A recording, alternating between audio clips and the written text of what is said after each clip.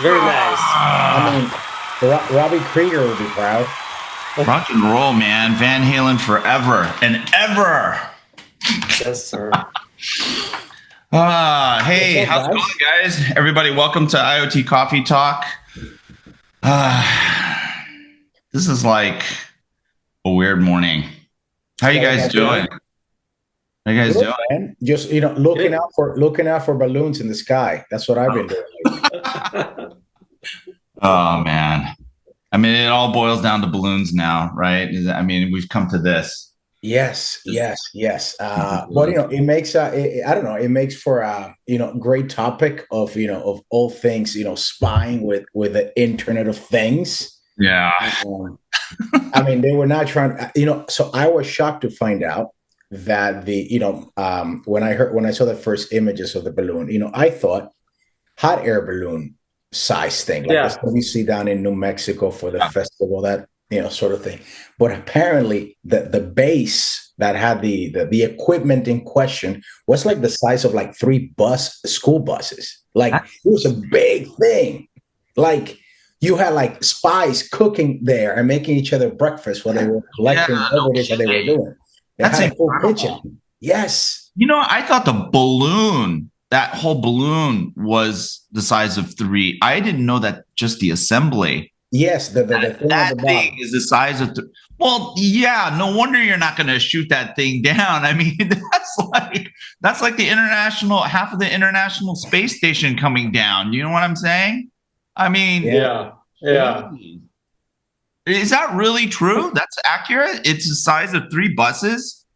You know what? I am because we're IoT Coffee Talk people. I'm going to fact check myself right now. So let me open another one. Well, Google's right there for you. But hey, it's freaking what the hell are we going to talk about? Hey, Mark Poos sent like some Tetris thing. Did you see that? Mm-mm. Yeah, he wants us to play some IoT Tetris. I tried playing it. I really suck at it. I think I got maybe 10 points, and some guy got like 20,000. Is pretty crazy. I'm really bad. So I went to it's funny. I'm using Safari, which I know uses Google on the back end, but when I type size space off, it comes with Chinese balloon. So this machine is listening to us, first of all, okay? And now an article from Reuters, which, depends who you ask, is a reputable news outlet. And I quote that the surveillance payload, the size of a regional passenger jet. So yes, it's the size of a couple of school buses. I had that right. That is crazy. Insane. Yeah, of course you're not going to shoot that thing down over land. No, it can fall like in a parking lot at a Walmart and kill good people. Well, yeah, and you don't really know what's in it, right? So I know it says it was taller than the Statue of Liberty, so it's kind of hard to miss that one. Oh yeah. Wow. Okay. I mean, at that point, why didn't we just have someone like fly up and just walk right onto the thing? Check out what's going on. Dude, we're like, nah, just so violent, dude. Yes. And now they're like trying to reverse engineer, like, how do we put together these thousands of pieces? You don't make it into 1,000 pieces to begin with. Yes, you know what? They should have like hooked it somehow and then blow up the balloon and let it just fall down, with a standard parachute. Yeah, exactly. Just IoT a drone up there, have it poke a few holes, have it, slowly. Yeah. We're like, nope, let's just blow it up. What do we do now? Yeah, and I know the perfect person to do it is like friggin' Tom Cruise, man. I mean, yes. So that dude's doing all kinds of crazy stunts, and he could probably like base jump off of like one of those ultra high balloons. Have you seen that video where that dude's like jumping off like literally the Red Bull guy? Yeah, I mean he's at like beyond 90,000 feet. Just have that dude just like base jump down. Do like in Star Trek, the remake where they're like jumping off of that drilling rig, the Planet Killer rig. Yeah, do that. But anyway, that's what we need. That's what Yeah. So, hey, this is great. Ryan, you're on again. We needed young blood. As all of us old people like talking a bunch of BS is like, it's no bueno, as Rob would say, Yeah. Yeah. So it's good to have you back, dude. You should jump on more often. So, we can beat up on you. I'd love to. I want to, for sure. I always enjoy it. It's always a good time. It's the other way around because you are like so down in the weeds with the tools and the software and the hardware. It's good to hear from you because you're working with customers and your sales teams to actually try to sell stuff. So yeah, and yeah. So yeah, my heart goes out to you and your sales team. It's rough in the IoT game. Everyone said I've been seeing this hype on social media lately. They're saying IoT is dead. That was a fad, and it's like, no, it's like saying cellular networks was a fad. Like it's No, it's not. You're still gonna have to use it. There's still plenty of use cases out there. Yeah. You know what? I want to make something very clear to our audience because, oftentimes we don't have Ryan on and we all just sound like really grumpy old people. We have nothing against the technology. We have everything against the nonsense that floats ridiculous expectations around the technology. That's what we have a problem with.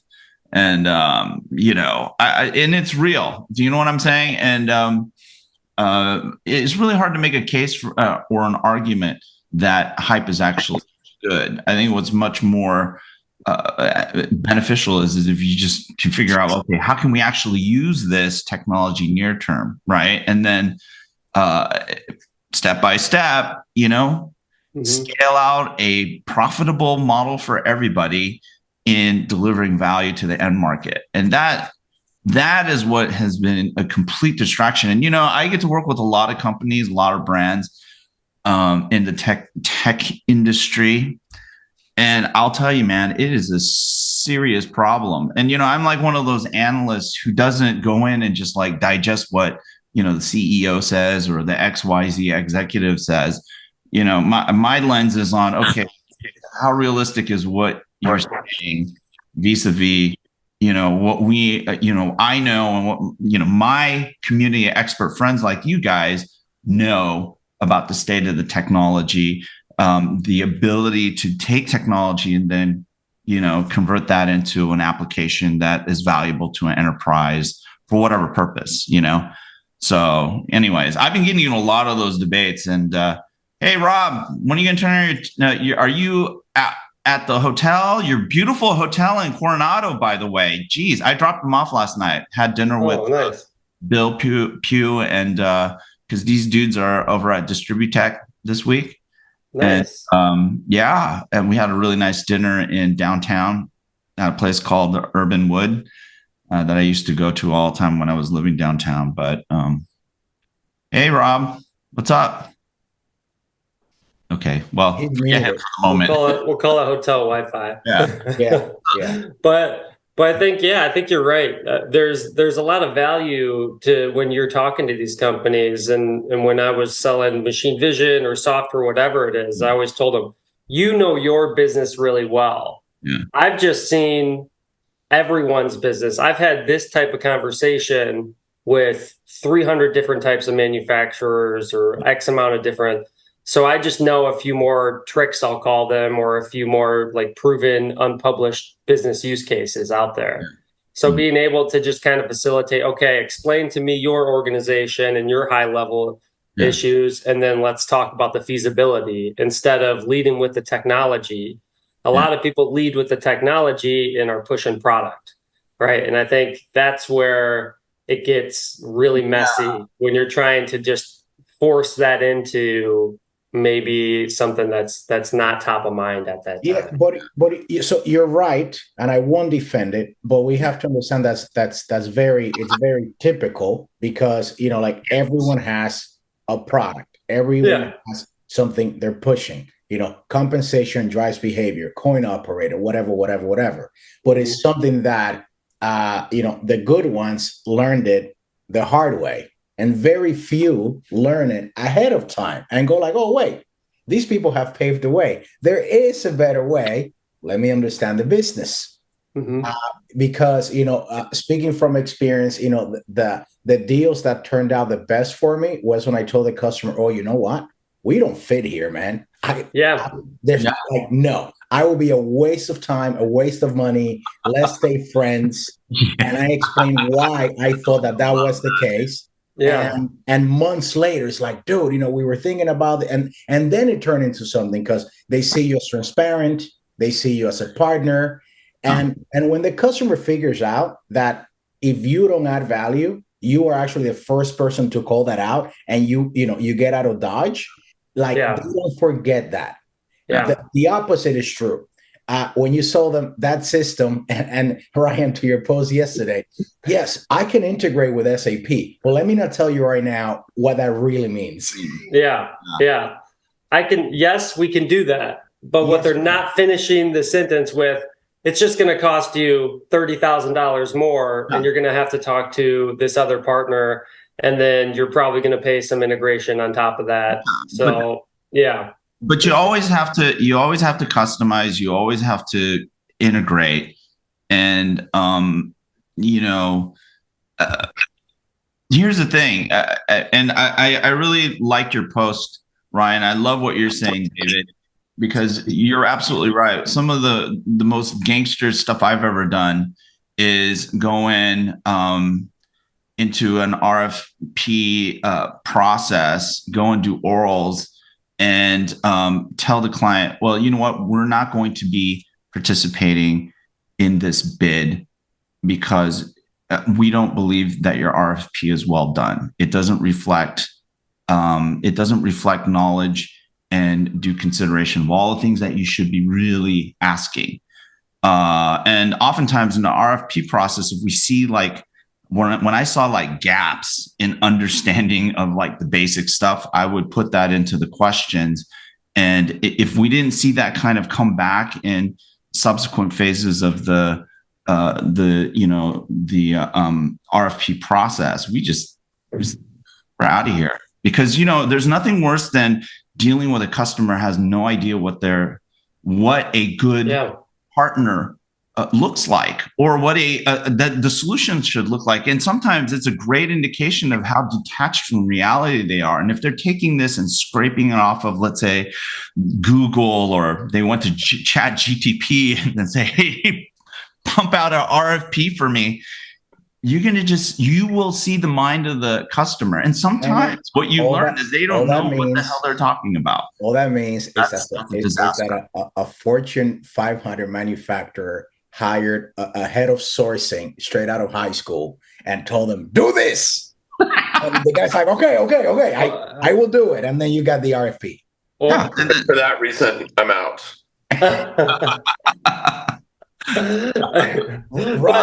Rob's got the presidential suite over there, and I don't know, from the glare, do we have an ocean view, or can you fish out of your balcony? I unfortunately do not have the ocean view. I'm very close to the ocean, but not right there. But I'm not at the Del Coronado, but I am across the street from the Del. Oh, you got a Groupon. You got a Groupon on your hotel, so you get to be across from it. Here's the cool thing, dude. It's your hotel is probably not haunted. Del is. So there's that. I'm not haunted. So I got that. It's actually cute. It's actually a nice hotel. I like it. Yeah. It's good. Nice. I was like, ooh, nice boutique hotel. Yeah, totally. Dude, so what's up at D-Tech day one, Rob? What was cool that you saw out there? D-Tech. Well, somebody did a big smart city in the middle of the whole place. What's the name of that company? It starts with an O. OU812. I don't know. Anyway. we're so tuned into each other. I play Vantage at the beginning, dude. Good call. You know what? If you were into power distribution and looking at a lot of big power things like you see in the sky when you're walking around in the big transformers, this is your place. And then there's like 5% of the stuff that maybe is more relevant to me. 5%. I did go to Distributech last year in Houston, and yeah, I saw there was. Did we go to that one together, Rob? Or was that the Maybe. one? It might have been. Or there was one in Dallas guys. and there was one in Houston, and yeah, I know what you're talking about. Yeah. yeah.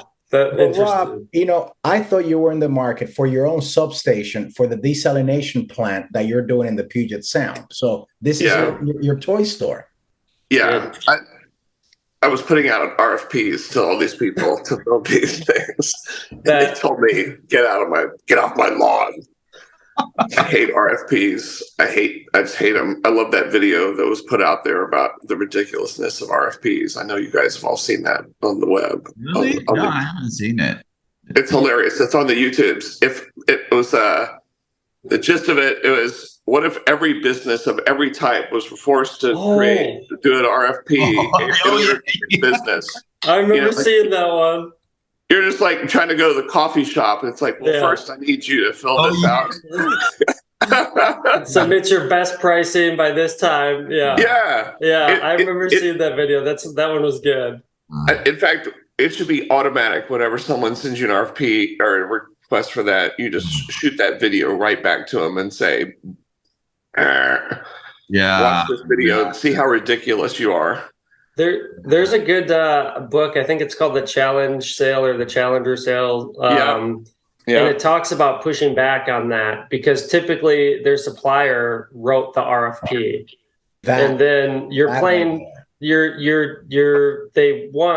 wrote it so that they're in the advantage and they cherry picked, right? And two, you're already at a disadvantage trying to displace someone when they're usually probably just trying to get 3 quotes just for an internal sourcing or purchasing requirement. So it's wasting all of your resources. And they say you should push back and say, hey, I'm respectfully not participating. Just do not play the game, like you guys said, and then tell them why. And I think that's why David having that conversation with someone saying, hey, I get what you're trying to do here, but that's not what we do. This is what we do. Staying in your lane. I always try to be the first call, right? When a customer has a problem, I want them to say, okay, I know I can call Ryan because he either knows the answer and it fits, or he doesn't waste my time with 3 meetings for us to investigate for me to come to that decision down the line. He'll just be like, look, that's not mine. Go talk to this person. Check that out. Yeah. Organically, you'll get more opportunities, so you can get what you want, and everyone's happy that way, right? Yeah, and so if you know the game, you just filter those types of opportunities out, But I always find it, like I said, maybe this is a warning to a lot of the companies out there that issue RFPs and have folks that are on the procurement side, but also on the buyer side, right?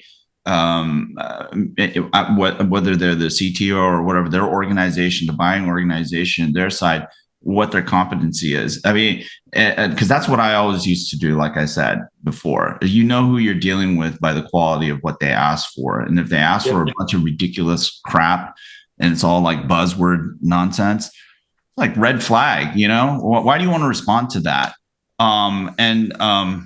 Sometimes the education process is not even worth it. It's like, hey, maybe best response is, hey, we wrote a white paper. This is how you really need to think about this stuff.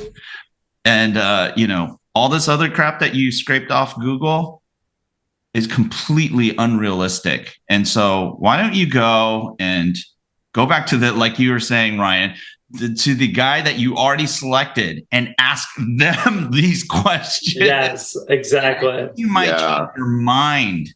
You might start to go, oh, wait a minute.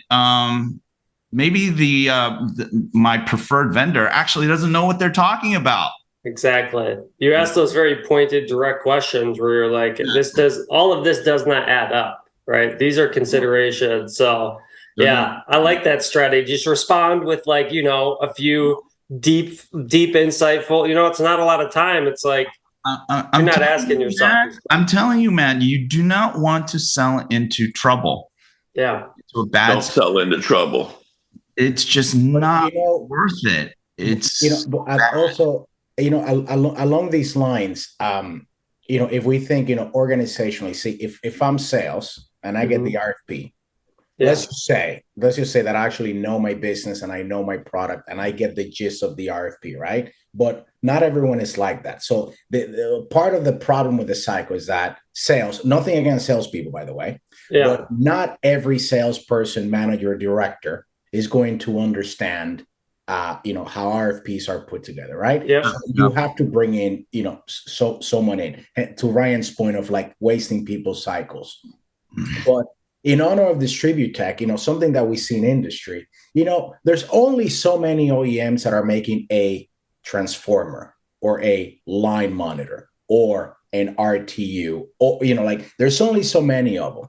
Yeah. And it's really important, if you get that RFP, to actually look at how it's written around some of the technical specifications. Because if you're getting something that says, and it needs to perform between this DBM and that DBM, and you go, wait a minute, there's only one box that does that. They just wrote it for OEM X. Exactly. No one's going to win. If you don't know this, you are going to waste your time, because you know what you're going to do if you don't know it? You're going to try to find, well, we don't have it in our SKUs, but let's see if we can make a deal. Next thing you know, you're reaching to that other OEM that wrote the RFP in the first place, and it's a crap show.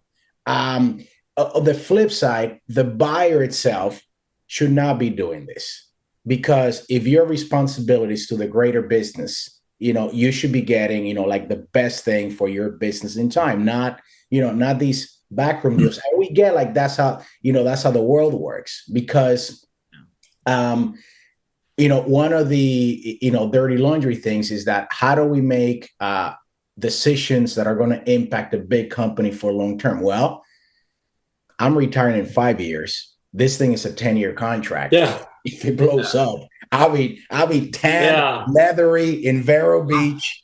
I don't really care. I cannot tell you. I used to ask that question to people. When are you retiring? Seriously, I will make and if they did, dude, I saw it. Leonard, wasn't that the same thing of like, hey, if you bring in fill in the blank consultancy and they screw up, you don't get fired. Yeah, right. Exactly. Anyway, the safe decision. So this whole thing is broken. That's my rant. I have been triggered by but that you're underscoring how difficult it is, and how, like you said, the dirty laundry in the whole process, and it all leads back to the video that Rob was talking about. It's good. How ridiculous that stuff is, right? It's good. Yes, I'm interviewing a personal trainer at the gym. I'm going to need you to give me like a free thing here for 6 months. Yeah. And we're going to think about maybe what we're going to come up with a price that we're going to pay you if we think this is good. The guy's like, what are you talking about? I mean, man, that video is awesome. They go to all kinds of small businesses and people are like, nobody works like this. It just shows the ridiculousness of RFIs and RFPs and all that stuff. It's like, come on, man, you're real. When the guy went to the bagel shop, he almost got kicked out of there trying to RFP a bagel. The bagel shop or the Chinese restaurant where he was like asking for a dish. He said, I'll pay after. Right. He goes, no, you pay now. You got to pay now. So funny.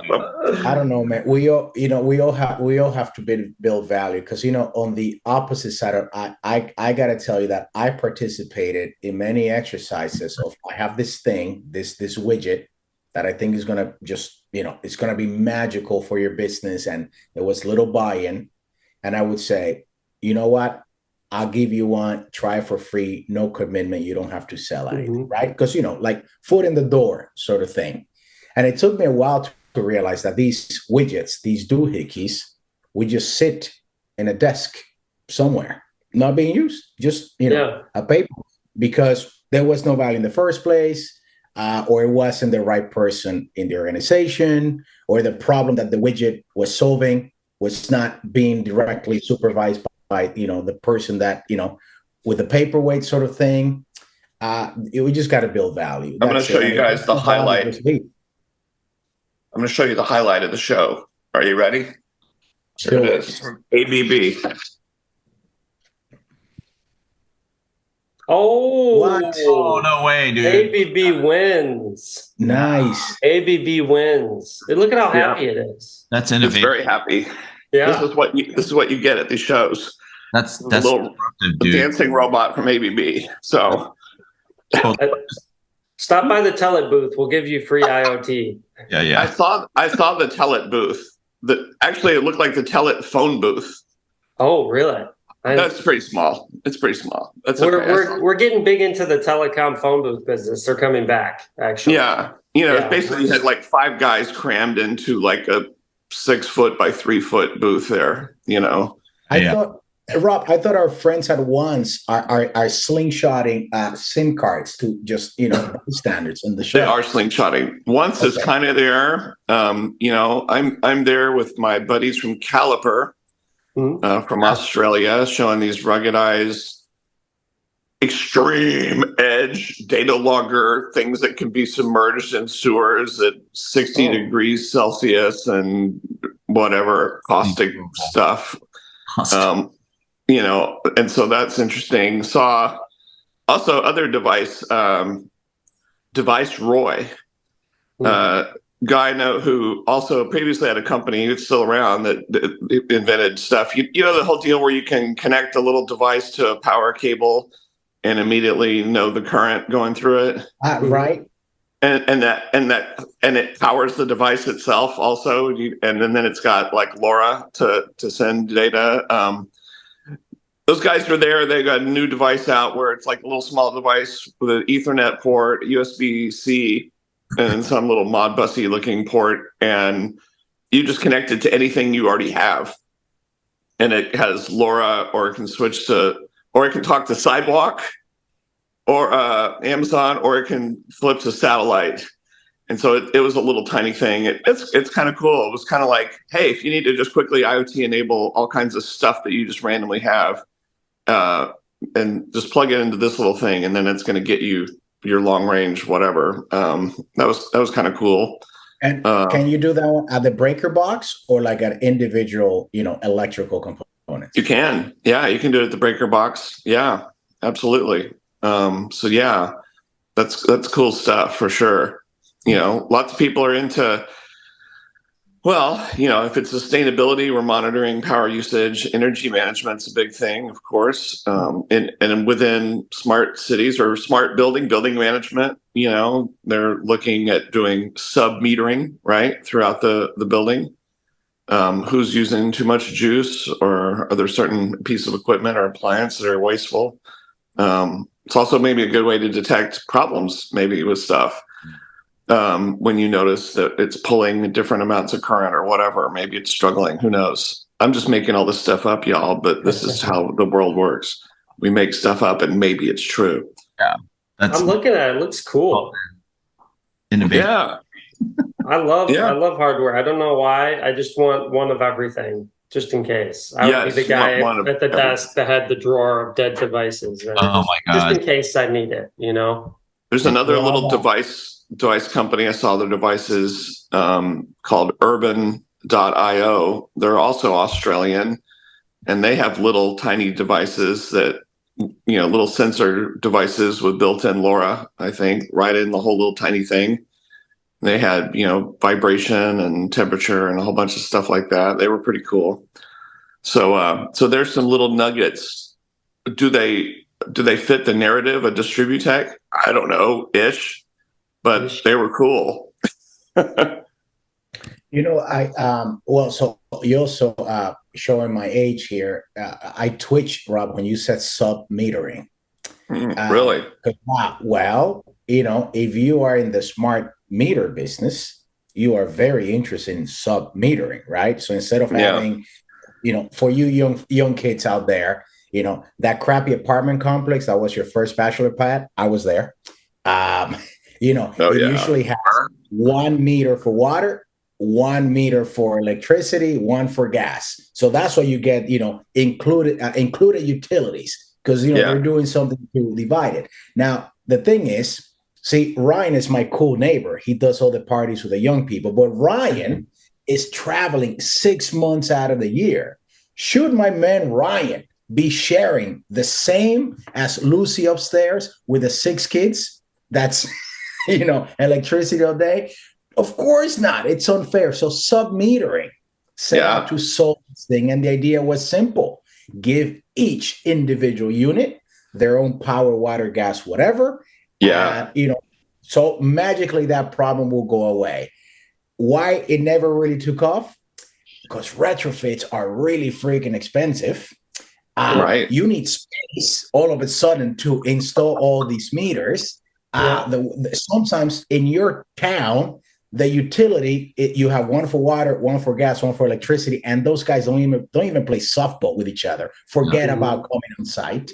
Yeah, right. Yeah, man. Like that's another one that, as far as I know, for retrofits never went anywhere, but for new builds, it's I have seen it down to the meter. That's super. Yeah. Cool.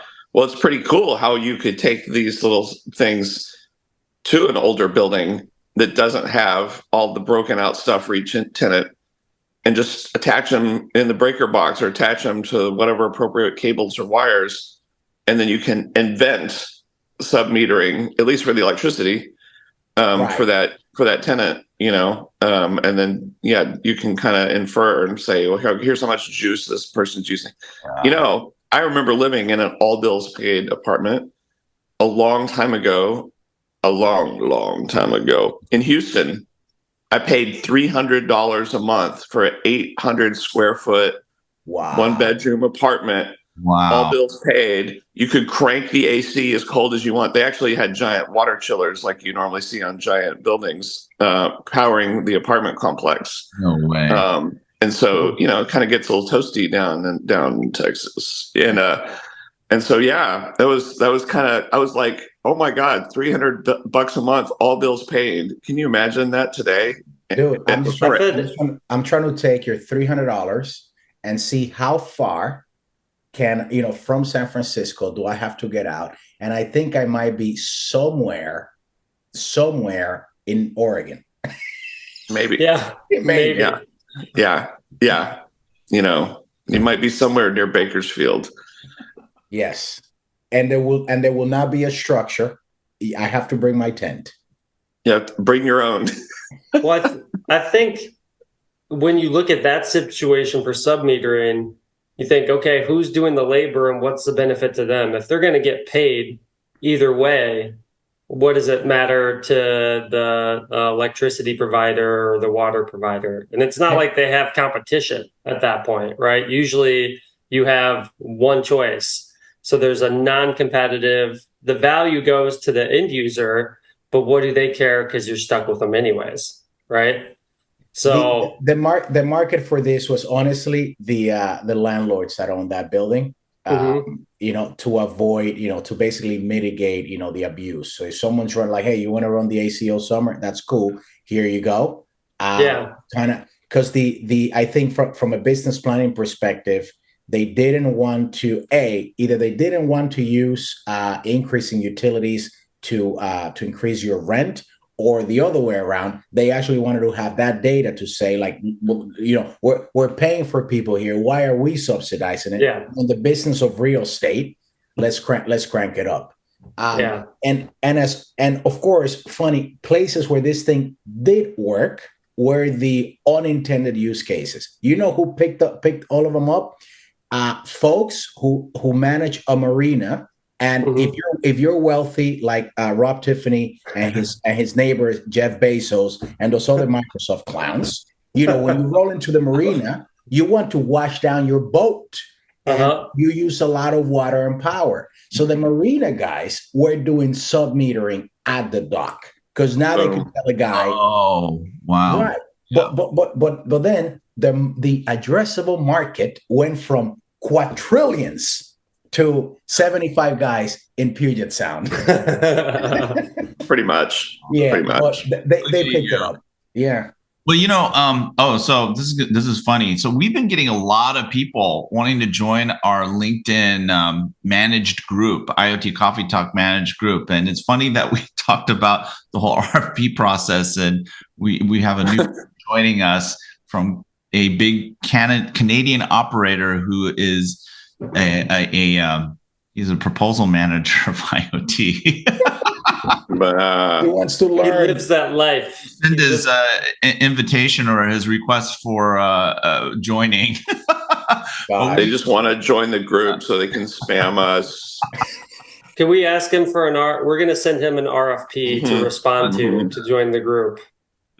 You know what? By the way, this is the way he or she needs to think about it. That you listen to this episode and you get better at what you do. You know, we're wrong. Trash us. We're trying to keep the coffee talk real here. So I've got the in-room coffee thing, here where you pour the water in the top, Oh man. And it has the little package thing that has the I never use those. Yes, here we go. Yeah, that thing. Oh geez. But of course this would be considered the forerunner for the Keurig, right? Mm-hmm. Yeah. Just not forced water, I guess. Yeah. And cheap. There you go. Little trivia you didn't really need this morning or wherever you are. Yeah. Yeah, and I bet that this fine establishment you're staying, did not invest, into the IoT for the coffee machines to understand, have they been used? If they have been used, add it to the housekeeping list instead of skipping it, because you don't want the next guest to find Rob's coffee grounds there, because that'd be gross. But it has to be manually inspected. I see. But when you think about it that way, that's where IoT just breaks down, because some stuff is just not important enough, especially in the post-COVID era where no one's coming to clean up or make your bed every night at a hotel anymore. Like those days are gone for almost every hotel. It's like on request or whatever. It's an opt-in service. Yeah, they're just kind of thinking, yes, IoT could tell me that he's made 2 little packaged thingies of coffee and I should do something. Or maybe I just don't care. And who cares? If he wants some coffee, he'll call me and say coffee's for closers. Coffee's for closers. Exactly. Because you're right. There was that moment this morning I was making coffee and all of a sudden somebody walked in the door and says, put that coffee down. Coffee's for closers. Was he wearing a Rolex? He was. That's my name. You know who you are. You drove up here in a Hyundai, and I drove in here in an $80,000 BMW. That's my name. First, what was it? My watch is worth more than you make in 3 months or a year. It's the leads, Rob. It's the leads. I need the good leads. I need the Glengarry leads. That's really what it comes down to. You could make the case. Such a great sales movie. You could make the case that scene from Glengarry Glen Ross is arguably one of the best scenes in movie history from any movie. It is so powerful. What was it like? First place gets a Cadillac. Yeah. Second place gets this. Third place, you're fired. That's right. First place, you get a Cadillac Eldorado. Second place, steak knives. Third place, you're fired. You're fired. I'm on a mission of mercy. I came from downtown, from Mitch and Murray. The good news is you're all fired. Do you think Bad news is you got a week to earn your job back. What's the business guy? I don't know if it was the GE guy, but whoever was firing like every year. Neutron Jack Welch? Yes, the bottom 10, right? Yeah, bottom 10%. Yeah. The stacked ranking system or something, I think. Yes, that's right. How to not run your business. That Steve Ballmer adopted for Microsoft and almost destroyed the whole company as everybody pulled knives out and started stabbing each other in the back. When you have that's how you make great teams compete against each other instead of doing great work. Yeah. But developers. Exactly. They make the air we breathe. Steve Ballmer. Yeah. He had that like he was like sweating. He just said developers like 30,000 times or something. Like when you watched that video, did you feel like he was about to have a heart attack on stage? Yes, yes. I was like, this guy, someone needs to get him a chair, a glass of water. Please, please save this soul. Yeah, you're right. Your business is dead without leads. This just came down. This just popped on my screen, my notification. It literally just says your business is dead without leads.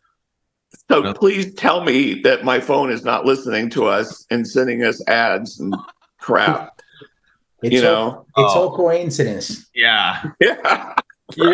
It does kind of remind me of like when you're saying like the leads and stuff. I've been looking for more system integrators and people to actually like install our stuff lately. And it's pretty tough. Everyone's pretty busy out there, but I got some great feedback this past week.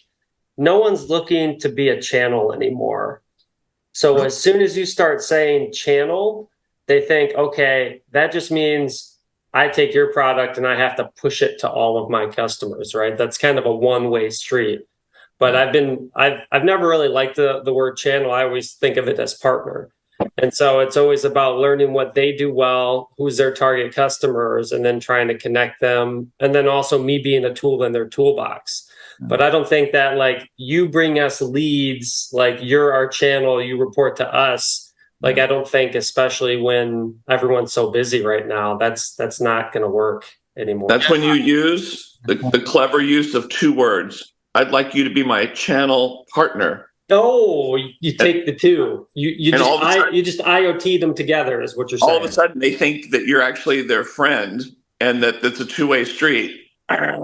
No, it's still a one-way street. I want you to sell my stuff to your customers so that I don't have to.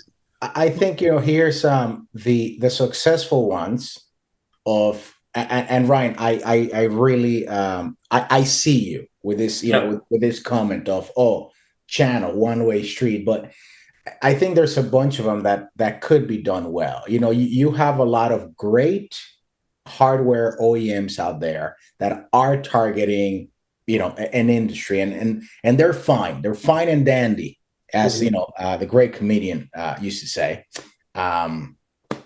But with software, that you can go to this great OEM and say, listen, business as usual, but like there's this one thing that you just cannot address today because your developers are not focusing on this part.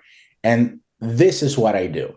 And I think when these OEMs go like, oh, wait a minute. So I'm still selling my SKUs, my core product, that's not changing. And now there's this thing that I didn't know about that I understand how I could bring value to my embedded base that knows my brand name. And oh, holy cow, there happens to be rev share, so I can make a little, little sugar on top. So some of those work, but it just has to be easy. The second that you just say, listen, this thing, you're a Linux shop, this runs on Linux, you're good. Yeah. Or no, it's literally, it's truly like plug and play. Like, and let me show you, like literally, like I can show you right now that then those work. It's when we try to complicate it. Well, could you change this SKU?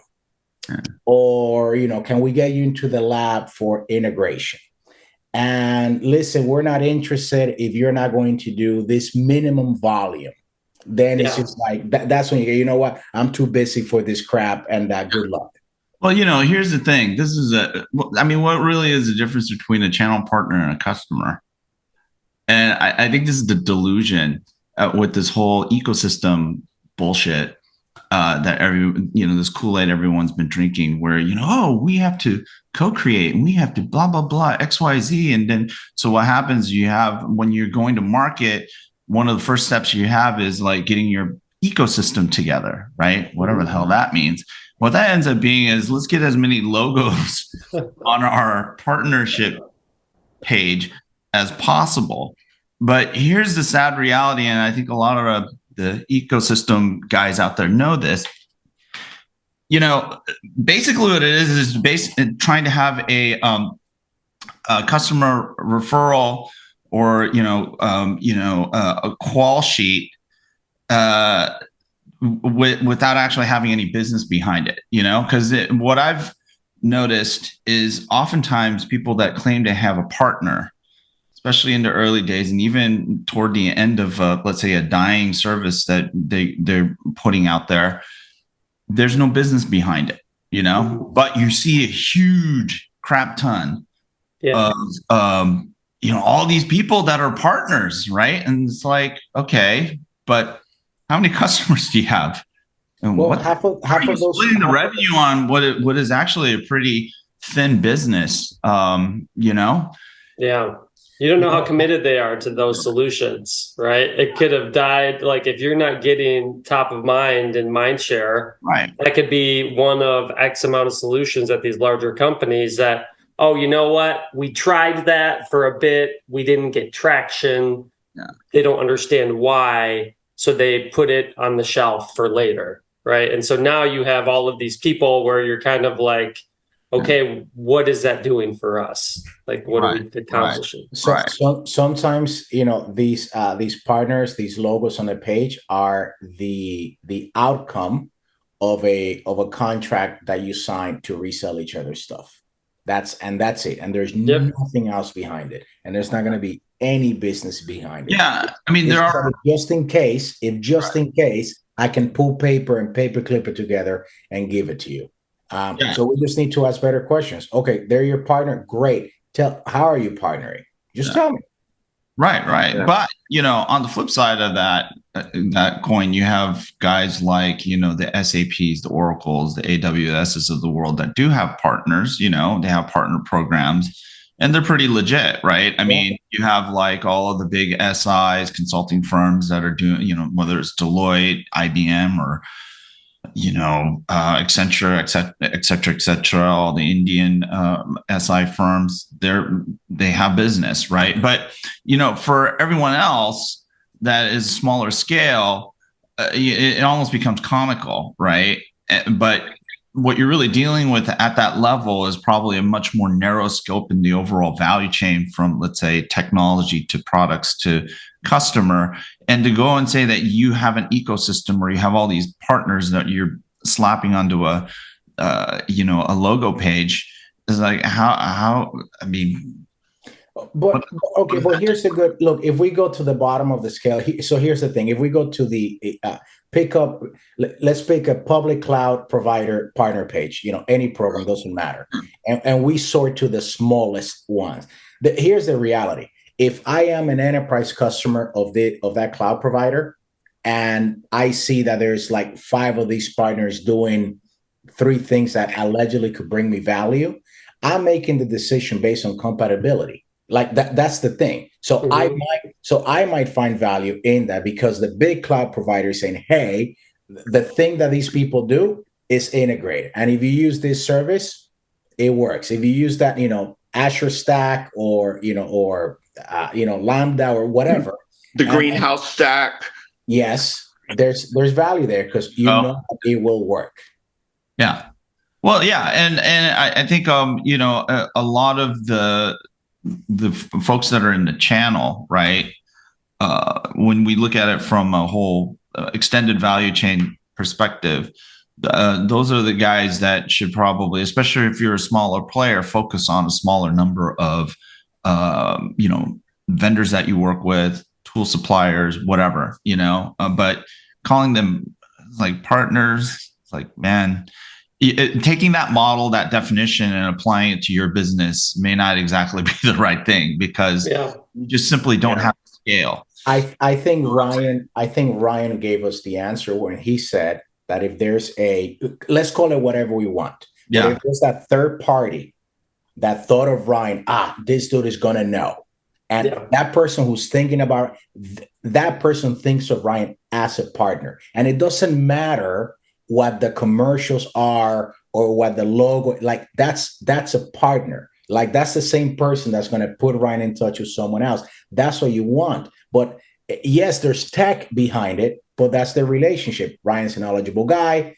I'm really out here to help you. Oh, by the way, again, my software helps you sell more hardware. Life is good. And I'm here for you. Yeah. Boom. That's what makes it. Relationship. No AI. People. Relationships. Relationships. How do I get 25 qualified leads without doing any work or knowing anyone? I'm telling you. I do have to say, speaking of relationships, I did see a friend of mine at Distributech. Shemek, he works for Hitachi Energy. Hitachi has like over 1,000 subsidiaries, and so Hitachi Energy has a big booth at the event here at Distributech. And I have to say, it warmed my heart to see an old friend from my Hitachi days, but it got better than that. At his booth, he's got a big flat panel screen and his little pod part of the giant booth and everything. He goes, "Oh, Rob, check this out." And he rolled up and brought up the giant screen, and it's the giant architecture diagram of Lumada, and how it's tying into all the OT systems and everything like that. And he's like, it was pretty cool. He's like, "This is the guy. He invented this. It's here." And I'm like, "Oh my God, it was awesome." So it's good to see that, get a picture, pointing at that, and just like, wow. That's awesome. Well, you know what?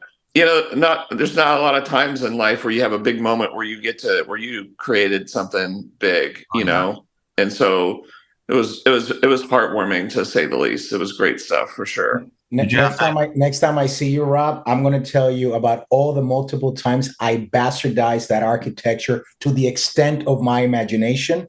I love it. It won't be today. I love it. Yeah. No, it's like seeing your baby all grown up, and you see it fully materialized, and you're like, "Wow, you're doing well. Good job." Right. Absolutely. Yeah, it's good stuff for sure. That's really cool. Good memory. Yeah. Now that it came back, so the fine and dandy comedian I was referring was none other than George Carlin. Love George Carlin. Yes. I mean, if I was to find, if I had like the one genie wish or the time machine, I would find a way to make George Carlin immortal. That's it. If George Carlin could become the new AI bot. Yes. And most of the answers to your chat GPT questions come in the form of the way he would say them to you. Because you're right, that observational humor, dry. How come no one ever starts a path? Yeah. I mean, the guy was a master of precise language, loved the English language, made you think about how he was saying. Why do people say that they're going to get on an airplane? I'd prefer to be in the airplane. That's some good attention said all to kinds detail. Of stuff like that. Yeah, that's some good attention to detail. I love when you find those things. That's or he talks about getting high on planes. So I'm going to get on and get off, or am I going to get off and then get on the plane? Ryan, what's a beautiful, gorgeous animal you've got there? This big fluff ball. He was rolling around in the rain today. It's my golden Leo. He's my coworker. Nice. Love it. Leo. Yeah. Never heard of that breed before. What is it? Oh, golden retriever. Oh, okay. But I named him Leo because he's got like this lion's mane going on. Okay. We thought you were naming him after DiCaprio. Yeah. Also, very good actor. Yeah. Catch Me If You Can. Great movie. It is a great movie. And my daughter just texted our little family text thing and saying, "Oh, great. Leonardo DiCaprio's new girlfriend is younger than me." And needless to say, my daughter's a junior in college. So there you go. But that's kind of Leo's MO, isn't it? Yeah. Yes. Yeah. Yeah. So, it's just like what Matthew McConaughey said in Dazed and Confused. I keep getting older, but they say the same age. All right. I think that's the only reason he did The Great Gatsby is because like every high schooler's required reading is The Great Gatsby. Yeah, so he's just trying to stay relevant to the next generation, And everybody uses that GIF of him holding up his, toasting you, So, Ryan, what you're saying is that basically this guy was prospecting. with a Great Gatsby. It's marketed. It's marketing. He's just building his funnel from organically. So the next movie, I swear, if it's where the red fern grows, my observation is complete. Any required high school reading movies. Oh man. Yeah. Right. I'm going to get an angry email from Leonardo DiCaprio later. Just the fact that you said Leonardo DiCaprio is creating an organic funnel. I don't know what to make with all that. Not my bag, not me. Just an observation. Just an observation. It's not my bag, baby. Yeah. I gotcha. We need to get Leonardo into IoT is what we need. Like we need a strong brand spokesperson to IoT something. Yes. All right. So Ryan, I'm going to be in Houston towards the end of March for yet another one of our energy conference buddies deals. It's a carbon tracking and reporting conference. Yes, you heard me right. There's a conference for that. Wow. Yes. So I think it's at a different venue. I think it's at a hotel like in the Greenway Plaza area, kind of near the Galleria. Anyway. Houston. Oh, okay. The last time Ryan and I were in Houston for oil and gas and IoT. Yeah. When people were saying PLC data acquisition isn't scalable. Yeah. If you load balance your RS-232 ports, then that's how you scale it. All day. Yeah. Serial RS-485, RS-232. That's the industry standard still out there. Isn't that funny? Like when I was a young junior nobody programmer in the old days, there's always those things on the web. How do you date yourself without saying the date? And you mentioned something. There was a time when all our communications off of a PC was coming off a serial port. And you had to learn how to program for serial ports before things got just mindlessly easy, right? With the internet and IP, right? And so for a lot of folks, that was their first deal is programming serial ports and all the pins and stuff like that. And that's 100% how you communicated with peripherals. If you haven't tightened the pin connectors, you know nothing. Yeah. Okay? If you haven't bent a VGA pin or a serial no modem adapter, you haven't lived life where you're just sitting there like. Hey, but you know what? See, here's the thing, though. That's the longevity that people want. Yeah. And they want. Ryan, you said the best thing ever. All right. Since everyone knows that I invented the Internet of Things, co-created it, since we're using the co-creation word today with Al Gore, but I really did all the work. But Ryan said something magical here. So back when I invented the Internet of Things, how did we test and mock up the Internet of Things? Because you didn't have a lot of the real internet built out and all that stuff yet. With the clever use of a longest null modem cable you've ever seen in your life. Actually, I'm not even making this up. At real-time data, where we were monitoring vending machines in the mid 90s, like right after the dawn of where they allowed the internet to be for more people than just the military and universities. And so we had, you had to kind of work backwards. And so we were creating, black boxes, firmware and stuff, and vending machines, monitoring inventory by using cables to see if a spool was turning, monitoring a change box. Everything was fully mechanical. But yeah, we had to invent our own packets and how we were going to send data and stuff like that. And we used a giant null modem cable because what did we have hanging off the back of a PC back then? We had to use you remember, everybody know the company Digi International? Well, their claim to fame back then was the Digiboard. And so back then you needed more COM ports. Your PC might only had 2 serial ports. Some maybe had 4. Well, Digi allowed you to plug in with a special card, a PCI card, and could give you 8 or 16 COM ports. And so we'd have all these different modems hanging off all these different serial ports using digiboards. Anyway, kids, that's how the Internet of Things got its birth, was like a 20-foot null modem cable to test basically the things going back to your software, your platform. So there you go. Mark that down, kids. History by Uncle Rob. History Oh my by Uncle gosh. Rob.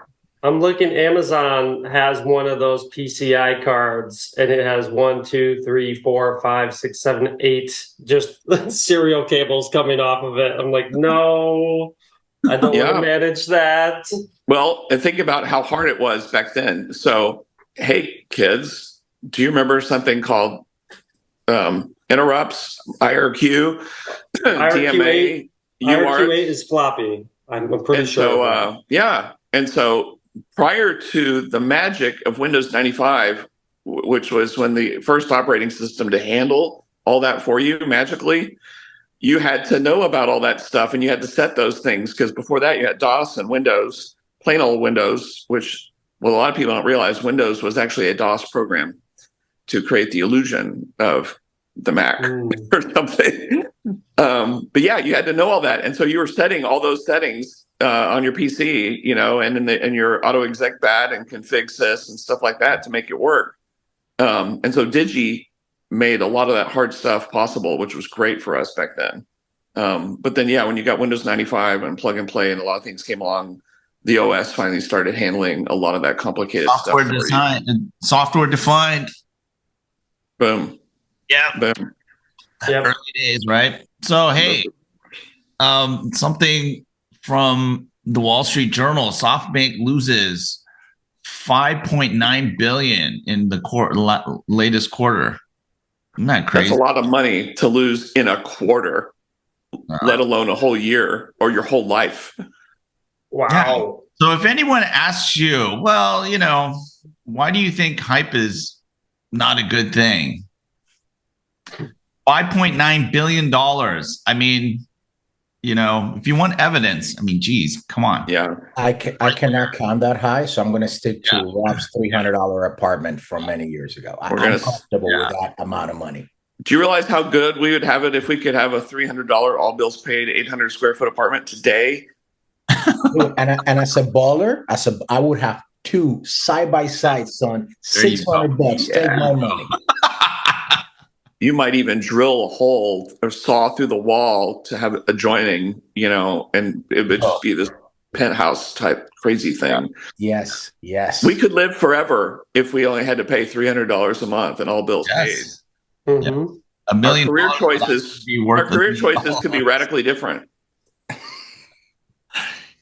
Totally. You know? Okay. Maybe a paper route will take care of that, you know, or mowing lawns, you know, you're good to go. Paper route. Right. He probably invested in too many Web 3.0 startups. Yes. Does the Wall Street Journal article attribute any, does it name any names of companies that are just collapsing?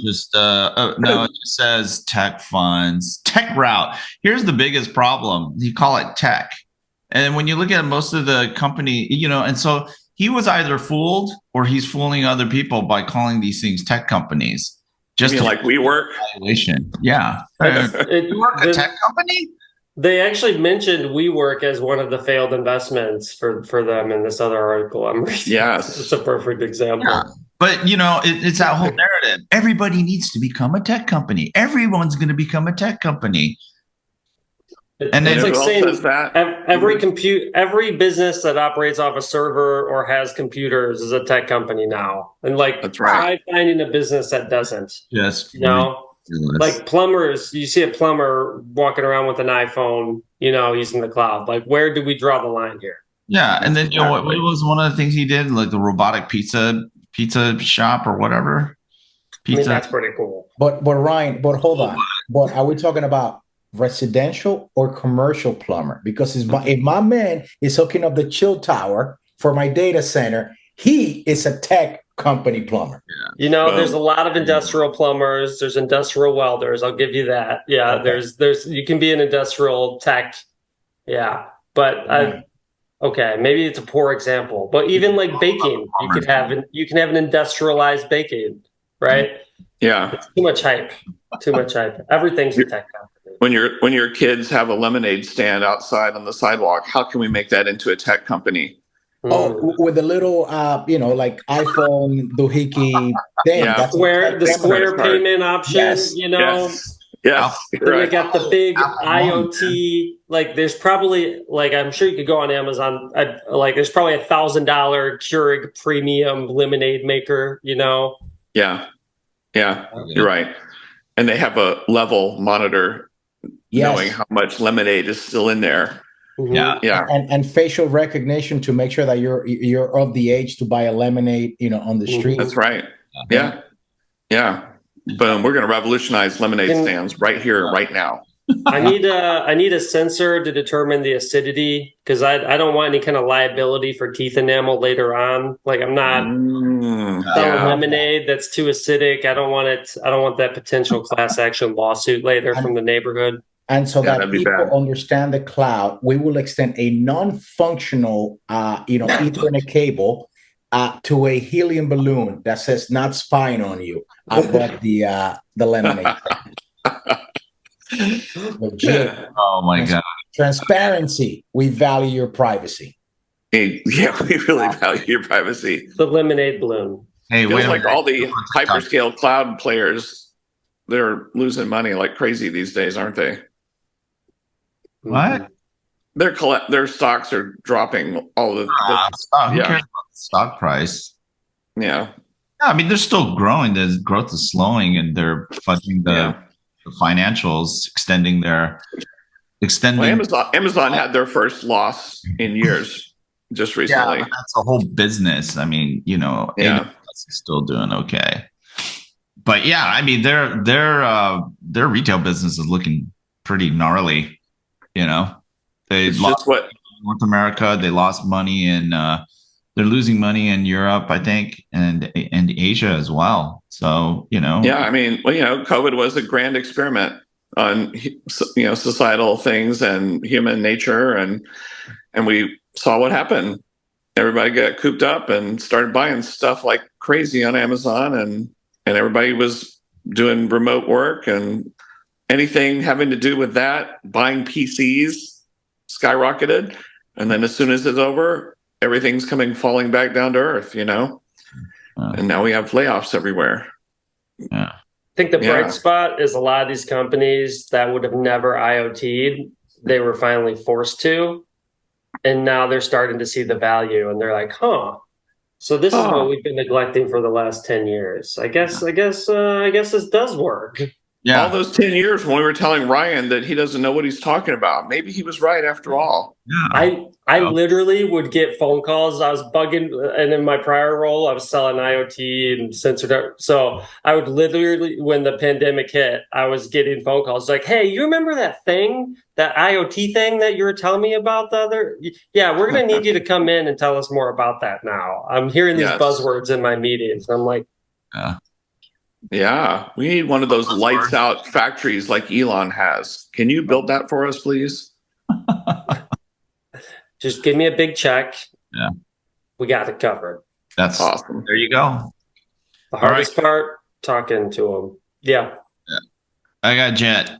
So it's great hanging out. Thanks, Ryan, for jumping on, man. Yeah, it was fun. Yeah, come on more often, because we don't want this to become the old grumpy guys show. Yeah, we can have a young grumpy guy in there, every now and then as well. That's good. Yeah, I like that. Yeah. No, we just want to beat you up, man. That's all. You have to. You gotta keep me honest. You see me, I get a little too carried away on LinkedIn. So I appreciate the I think you keep us honest too. So. Just so you know, everybody, Ryan is single-handedly keeping Clubhouse in business. Really? Yeah. Wow. I see him popping up. I get my little notifications. I see Ryan's talking about some ridiculous whatever thing on Clubhouse. Yeah. He's like the last person on Clubhouse, basically. Yeah, it's like a desert there. Every now and then there's a fun PhD or someone interesting that hops on. So it's